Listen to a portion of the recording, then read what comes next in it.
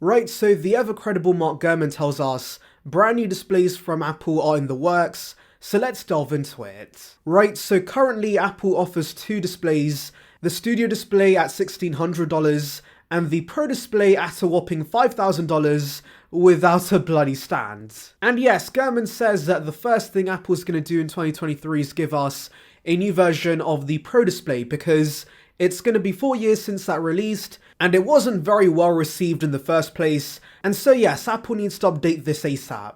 Now what kind of upgrades can we expect? Well, do remember the 9 to 5 Mac did tell us a new 7K display is in the works, and could either be bigger than the current display at 36 inches, or could also come in the same size, but with a higher PPI. Now I'm also hoping we see new display tech with the Pro display because if Apple's going to maintain the high price, they should at least give us mini LED with this. OLED would also be nice, but of course, making a massive OLED panel is pretty difficult, and so I can understand if Apple skips that, but mini LED at the very least, we should see with the Pro display. And yes, I know some of you guys might be wondering, doesn't the current Pro display already have mini LED tech? Well, that's actually not the case. It's actually using a modified version of an LCD backlight.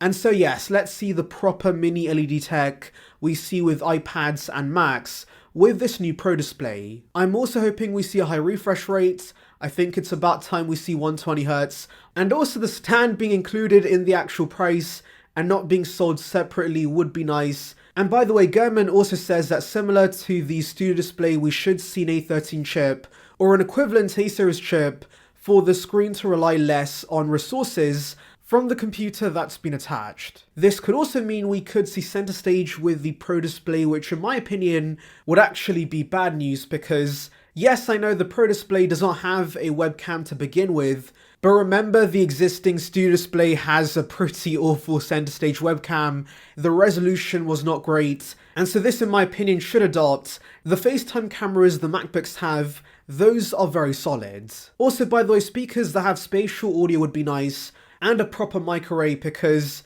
it's really surprising to me the $5,000 Pro display lacks so many crucial features like a webcam, like a mic, and most importantly good speakers. And yes, I know it's likely most are going to use external speakers, but when you're charging $5,000, you should be including the essentials of a display in my opinion, especially when the cheaper Studio display offers these. And so yes, I'm glad we're getting a chip in this. It should allow for these peripherals to be added.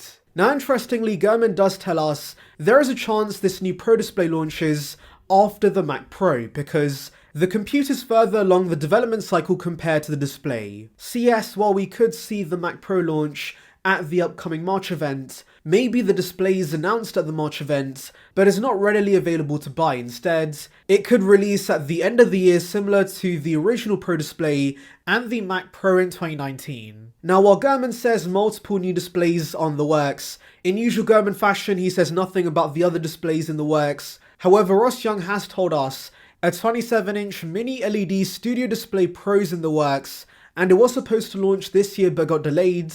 And so maybe that launches with the Mac Pro instead, since it might be further along in the development cycle compared to, of course, the larger Pro display, and so we could see two new displays launch in 2023. Anyways, let's delve into your questions. So Joe says, other than the notch, Apple has fixed all of my complaints with the M1 Pro MacBook Pros, the Wi-Fi speeds, Bluetooth speeds, the HDMI port speeds, and the thermals have been improved. Sure, it's not on the TSMC 3nm process, but hot take, this is a really good upgrade to the current M1 generation. Why do we need a 3nm chip on the M2 Pro/Max chips when the M2 chip is still on 5nm? It does make sense for the Pro users, but apart from that, Apple in my own eyes wants to keep delaying features to sell a new model. Does Apple rush into making features available on one model, or do they take their time? We see this with the iPhone lineup a ton. I also argue the M series chips are fast enough for most consumers.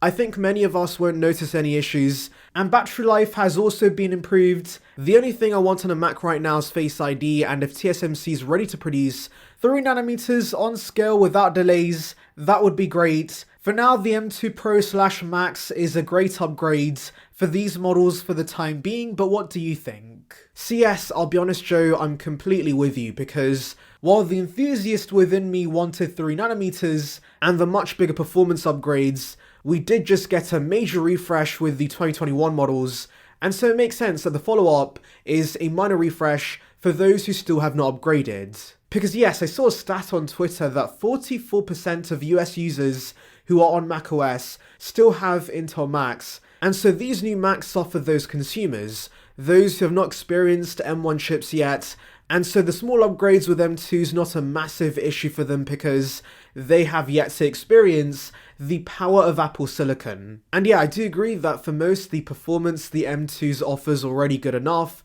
and to be fair, like you say, Apple has fixed our complaints, the HDMI ports, the better thermals, the better Wi-Fi speeds, the better battery life. The M1 Pro MacBook Pros are already near perfect, and these upgrades take them closer to perfection. So yes, unlike the M2 iPad Pros, I'm not against this minor refresh because the upgrades are valuable for the target audience. There are going to be those who appreciate the speed upgrades and things like HDMI 2.1, so yes, these are very good Macs. And you're also right that Apple does not rush into things, they take their time with massive upgrades, and so I guess we should have expected these chips to remain on the 5nm process. I was just too excited about the possibility of 3nm. And by the way, yes, I do want to see Face ID on MacBooks. I think that's one of the main reasons Apple gave us a notch. They do plan to include it with future models, so yes, hopefully we get it pretty soon. And by the way, do also want to mention the greatest thing about these new Macs is the fact it makes the M1 Pro models even cheaper, which is fantastic news for those wanting good value Macs. You can now get the 2021 MacBook Pros for about $1,500, and that's insane value because you're still getting great performance, you have the same design, the same display, and so I'm definitely going to be recommending many to get those. So Opus Digital Audio says, tech question, can the M1 MacBook upgrades its Wi-Fi HDMI ports with the M2's Wi-Fi 6E and HDMI upgrades? Curious. And well, I personally doubt it. I remember Luke Miani putting an M2 motherboard in an M1 MacBook Pro because it should theoretically work, but for some reason it didn't, and so I'm sure that Apple's put software locks in place to prevent you from upgrading your M1 MacBook. And so yes, unfortunately, I don't think that's possible. So yeah, those are all the new details regarding new displays in the works, but tell me your thoughts regarding this report in the comments. Anyways, thank you for watching guys, make sure to like and subscribe for the latest Apple news and rumours. Check out the video above on details regarding new HomePods, and on that note, see ya peeps.